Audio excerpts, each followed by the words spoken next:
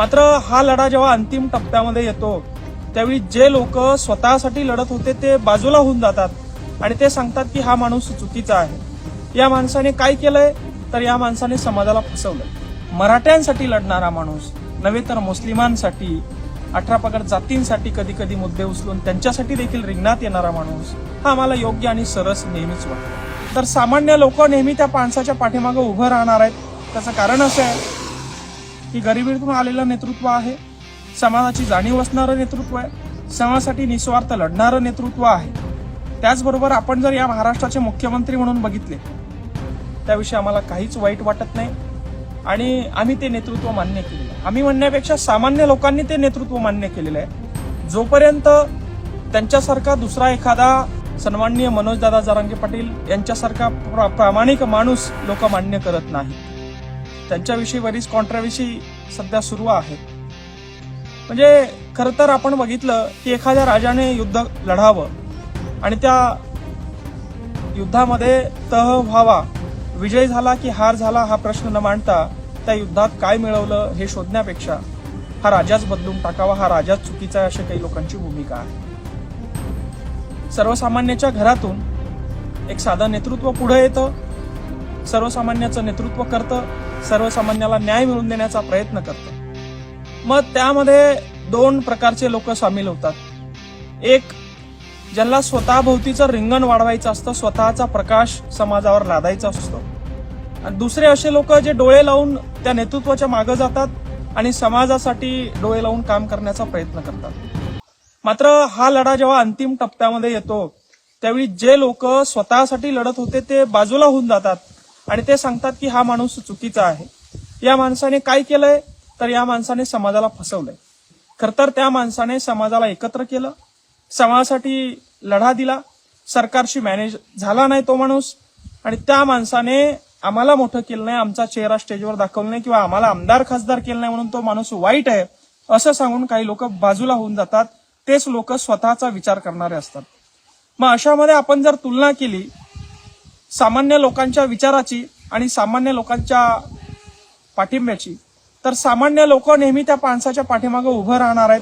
त्याचं कारण असं आहे की गरिबीतून आलेलं नेतृत्व आहे, समाजाची जाणीव असणारं नेतृत्व आहे, समाजासाठी निस्वार्थ लढणारं नेतृत्व आहे। त्याचबरोबर आपण जर या महाराष्ट्राचे मुख्यमंत्री म्हणून बघितले ते सुशिक्षित वाटतात, ते चौथी नापास नाहीये पण ते लबाड देखील तेवढेच वाटतात। ते सुशिक्षित वाटतात, त्यांना व्यवस्थित बोलता येतं, मात्र सत्ता मिळवण्यासाठी ते पक्ष देखील फोडतात। ते जरी सुशिक्षित असले, ते जरी समजदार असले तरी सत्ता मिळवण्यासाठी साम दाम दंडभेद ते वापरतात। मग अशा सत्तेपेक्षा, अशा नेतृत्वापेक्षा, अशा मुख्यमंत्र्यांपेक्षा एक प्रामाणिक माणूस, एक साधा माणूस, एक गरीब कष्टकरी शेतकऱ्यांसाठी, मराठ्यांसाठी लढणारा माणूस नव्हे तर मुस्लिमांसाठी, 18 पगड जातींसाठी कधी कधी मुद्दे उचलून त्यांच्यासाठी देखील रिंगणात येणारा माणूस हा आम्हाला योग्य आणि सरस नेहमीच वाटतो। त्याविषयी आम्हाला काहीच वाईट वाटत नाही आणि आम्ही ते नेतृत्व मान्य केलेलं आहे। आम्ही म्हणण्यापेक्षा सामान्य लोकांनी ते नेतृत्व मान्य केलेलं आहे। जोपर्यंत त्यांच्यासारखा दुसरा एखादा कार्यकर्ता किंवा त्यांच्यासारखा दुसरा एखादा माणूस त्यांच्यासारखं कार्य करत नाही, त्यांच्यासारखा त्याग करत नाही किंवा त्यांच्यापेक्षा मोठं कार्य करत नाही, तोपर्यंत मनोजदादा जरांगे पाटील हे लोकांच्या काळजातून जाणारे नाही आहेत। तुम्ही त्यांना मिटवू शकत नाही, कारण आता आपल्या हातात काय आहे हे बघण्यापेक्षा मागे त्यांनी आपल्यासाठी काय केलं हे लोक बघतात, हे सामान्य लोक बघतात। मग अशा वेळी प्रश्न हाच उरतो की हे राजकीय गुंड सत्ता मिळवण्यासाठी सत्तेच्या विरोधात जाऊन विरोधी पक्षाला सोबत घेऊन, अक्षरशः भाजपसारखे पक्ष MIM ला सोबत घेऊन सत्ता मिळवण्यासाठी एकत्र येतात आणि प्रश्न ठेवतात, ठपका ठेवतात तो जनतेवर। आणि म्हणून अशा या लबाड आणि लांडग्यांमध्ये एक प्रामाणिक चेहरा म्हणून ज्यांची ओळख आहे, आम्ही नेहमी त्यांच्यासोबत आहे। आम्ही रडत नाही, आम्ही रडून असं म्हणत नाही की दादा मला खासदार करा, दादा मला आमदार करा, हे होऊ शकत नाही। त्यासाठी कर्तृत्व असावं लागतं, त्यासाठी मेहनत संघर्ष करावा लागतो, तो प्रत्येक जण करतोय।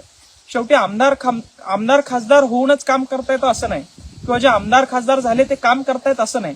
सामान्य नागरिकाच्या मनामध्ये सामान्य नागरिकांसाठी काम करण्याची इच्छा असेल तर असंही तो काम करू शकतो आणि त्याला कोणी अडवू शकत नाही।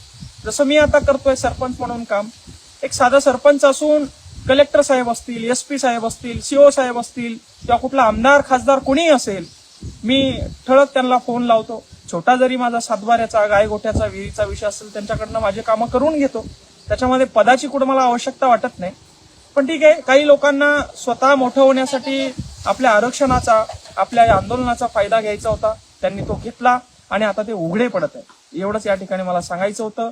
जय जवान, जय किसान. कोटकर आणि तुम्ही बऱ्याच वर्षांपासून सोबत होतात. आता कोटकरांची भूमिका तुम्हाला योग्य वाटते की अयोग्य वाटते? आम्ही हाडामासाचे कार्यकर्ते सोबत कार्य केलेले, गेल्या 18 वर्षापासून सोबत कार्य केलेले. विचार एक होते की मराठ्यांचा गौरव निर्माण करायचा, मराठा समाजाला आरक्षण मिळालं पाहिजे, भावना होती.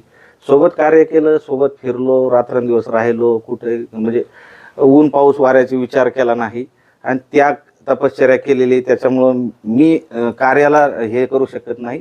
पण सध्या माझं दैवत, माझं आयडल छत्रपती शिवराय, छत्रपती संभाजी महाराज, त्यानंतर कित्येक हुतात्मे तर सगळे आयडल आहेच माझे. पण आताच्या घडीला जसं छत्रपती शिवरायांच्या काळात आमचे बापजादे होते नव्हते आम्हाला माहित नाही, तेव्हा जे मावळे काही मोठे मोठे प्रसिद्ध आडनावं आहेत जे की ते म्हणतात की आमचे बापजादे त्या याच्यात होते, तर आमचं हावळे आडनाव असं कुठं नव्हतं. त्या इतिहास म्हणून मला कधी कधी शोकांतिका वाटायची की आपला बी कधीतरी इतिहास लिहिला जावा. मराठा आरक्षणाचा जेव्हा इतिहास लिहिला जाईल त्यावेळेला माझ्या येणाऱ्या पिढ्याला हावळे या आडनावाने ओळखल्या जावं, यासाठी माझा अट्टाहास आहे. जे कोणी मनोज दादाला विरोध करतायत त्यांना सगळ्याला विनंती आहे, सगळेजण वापस या आणि मनोज जरांगे पाटील यांच्या पाठीशी मराठा समाजाला आरक्षण मिळावं किंवा मराठाचं तेजस्व वाढवण्यासाठी तुम्ही सगळ्यांनी या. विरोध करून तुम्ही मोठे होणार नाही. तुम्ही खालच्या कॉमेंट वाचा, तुमच्या घरी तुमच्या पत्नी, आई वडील, नातेवाईक, मित्रपरिवाराशी चर्चा करा की त्यांच्या तुमच्याबद्दल झालेल्या काय भावना आहे. आम्ही कुणाला ब्लेम करणार नाही. मी तुम्ही माझे एवढ्या व्हिडिओ बाईट बघितल्या, मी कधी सिंगल त्या व्यक्तीचं नावही घेणार नाही. माझा मित्र होता, आहे, राहील. पण जर वैचारिक मतभेद झाले, जसे हे 2-2.5 वर्ष मनोजदादाकडे गेले नाही, त्यामुळे जोपर्यंत मनोजदादाला विरोध राहील तोपर्यंत मी त्या व्यक्तीचं तोंड पाहणार नाही. ज्या दिवशी मनोजदादाच्या बद्दल ते चांगलं बोलतील तेव्हा पुन्हा माझ्या मनात थोडासा चांगली भावना येऊ शकते. नाही, एक मिनिट, एकच मिनिट, याच्यामधला एक विषय राहिला. ऐका ना, 2.5 वर्ष म्हणले ना, एक मिनिट, त्याच्यामध्ये थोडी सुधारणा करतो. त्यांच्याकडे नाही गेलो, पण त्यांच्या आंदोलनात प्रत्येक वेळेला सहभागी होतो.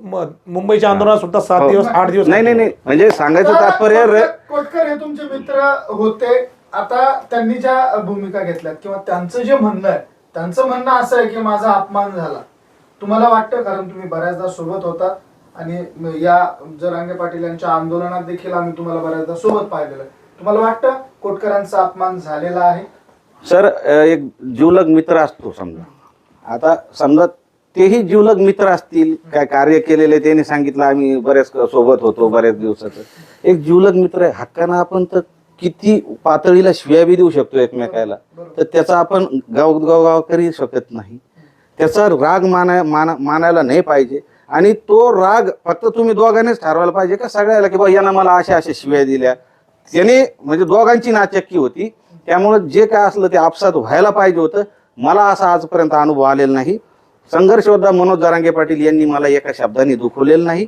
मी त्यांच्या, माझं असं असतं, बाप दाखवण्याचं श्राद्ध कर. मला तुम्ही सगळे लाईव्ह मध्ये बघितलेले, ते ज्यांना भेटते मी सगळं लाईव्ह मध्ये दाखवतो. पण मला आजपर्यंत असा कुणाचा अपमान केलेला मला आठवत नाही.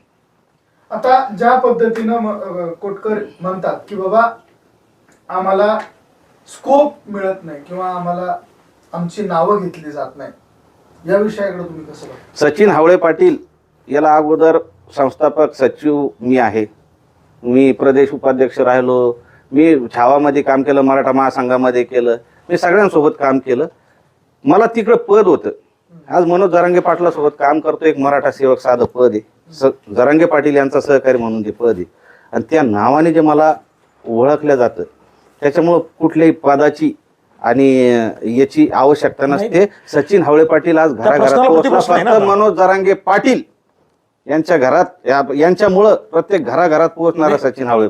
त्या प्रश्नाला प्रतिप्रश्न असा केला पाहिजे. तुम्ही म्हणले ना, मग मला असं म्हणायचं आहे की चळवळीत येऊन तुम्ही तुमच्या नाव घेण्यासाठी, नाव लावण्यासाठी काम करताय. नाही, ते का समाजासाठी काम करताय? याचं उत्तर तुम्ही द्या ना. नाही, त्याचं उत्तर सांगायचं मला की कुठल्याही स्टेजची गरज नाही. स्टेज आपण आपलं तयार करायचं राहतं, आपण आपलं वलय तयार करायचं राहतं. जे दिसतं ते मी लाईव्हच्या माध्यमातून दाखवत होते, ते लोकांना पटत होतं. मी लोकांच्या मनात जे प्रश्न खदखदत होते त्यावर मी बोलत गेलो, मी मोठा होत गेलो. मला स्टेजची गरज नाही. आज मी प्रत्येकाच्या स्टेटसला माझा व्हिडिओ जर आहे, माझे पोरं मला दाखवते, अरे माझ्या मित्राच्या पप्पाच्या स्टेटसला तुमचा व्हिडिओ आहे, अजून याच्यापेक्षा काय स्टेज पाहिजे. आणि त्या स्टेजवर मी उभं राहून, मागं उभं राहून त्या कार्याला काही गरज नाही. आणि आमच्या इथं सर संभाजीनगरला आपल्या इतक्या संघटना आहे, मराठा संघटना, सगळ्याला जर उभं केलं, संस्थापक, प्रदेश अध्यक्ष आणि तिथले जिल्हाध्यक्ष, एवढा जरी प्रोटोकॉल ठेवला तर 1,500 लोक आहे सर आमचे पदाधिकारी. कोणता स्टेज ती दम धरील. आणि बरं ते 1,000 लोक त्या फ्रेम मध्ये दिसतील का जेव्हा जरांगे पाटील बोलायला चालू झाले. सगळ्यांनी एकच उद्देश आमचा की मराठा जातीचं तेज यांनी वाढवावं, सगळ्या मराठा संघटनाला ते बळ येईल, कारण ते पदाधिकारी काम करतील ना त्या नाही, संघटनेमध्ये. आणि हे करत असताना, चळवळ चालवत असताना आमचं असं म्हणणं आहे, तुम्ही कामाची विभागणी करा ना. हा. तुम्ही हे काम तुम्ही करा, ते काम तुम्ही करा, सगळंच माझ्या बापाला, सगळंच मला, असं नाही जमणार ना. समाज एवढा मोठा आहे, समाज छोटा आहे का? हो, तगडा समाज आहे.